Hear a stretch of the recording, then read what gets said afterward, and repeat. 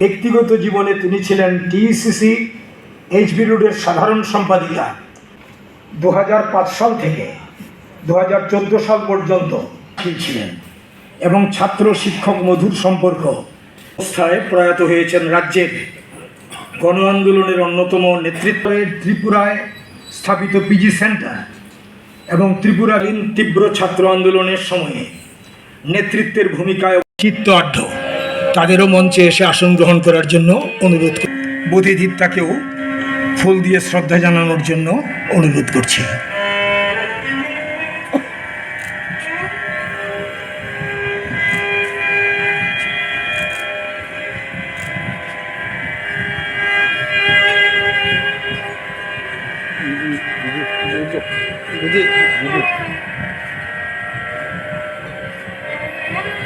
এখন শ্রদ্ধা জানাবেন পার্টির কেন্দ্রীয় কমিটির সদস্যা কমরেড রমা দাস।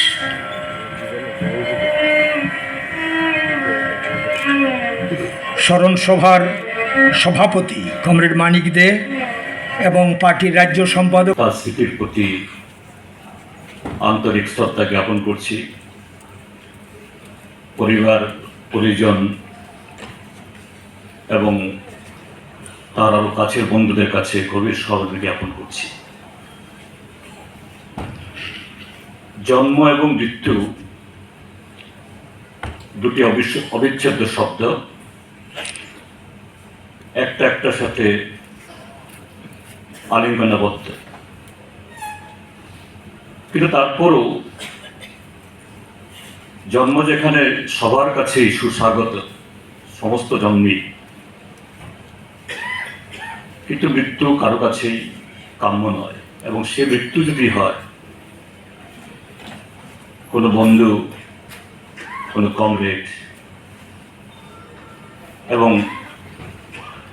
সমাজের কাছে অফুরন্ত অবদান রেখে যাওয়া কোনো ব্যক্তি,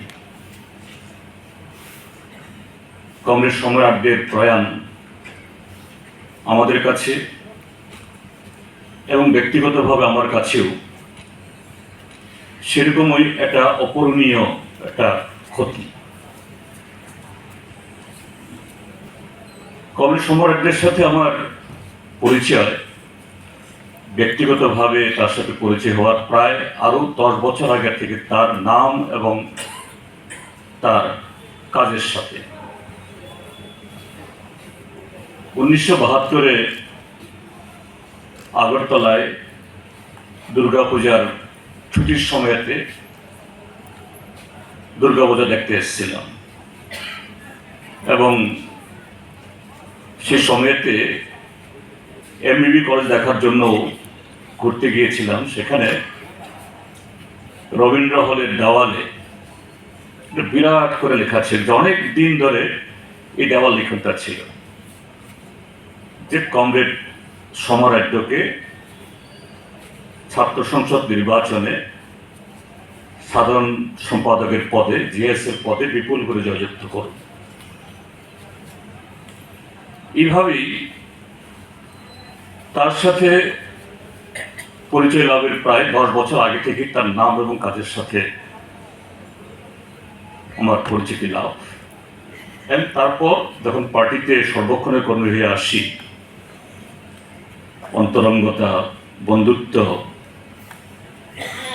এবং কাজে নানাভাবে প্রায় বিগত 4 দশক আমরা একসাথে কাজ করছি। তো সেই জায়গায় একটু আগে সুভাষিস বলেছে, একজন ছাত্র কর্মী হিসাবে,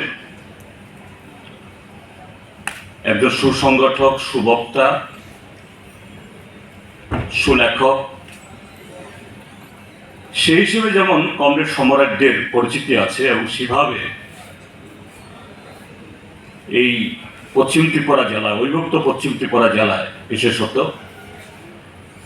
এখানে পার্টি গড়ে তোলার ক্ষেত্রেতে বিরাট অবদান রেখে গেছেন। কিন্তু তার আরো একটা অন্য দিকও আছে, সেটা হলো বিজ্ঞান আন্দোলনে, বিজ্ঞান চর্চায়, বিজ্ঞানকে একেবারে সাধারণ মানুষের কাছে নিয়ে যাওয়ার ক্ষেত্রেতে তার একজন সংগঠক হিসাবে আমি চতুর্থ বামফ্রন্ট সরকার মন্ত্রিসভার সময়তে, চতুর্থ এবং পঞ্চম সম্ভবত, বিজ্ঞান প্রযুক্তি দপ্তরের দায়িত্বপ্রাপ্ত মন্ত্রী ছিলাম। তো সেই সময়তে আমাদের রাজ্যে এই বিজ্ঞান আন্দোলনকে গড়ে তোলার জন্য পার্টির তরফ থেকে একটা কমিটি করে দেওয়া হয়েছিল। এই কমিটির অন্যতম সদস্য ছিলেন কমরেড সম্রাট।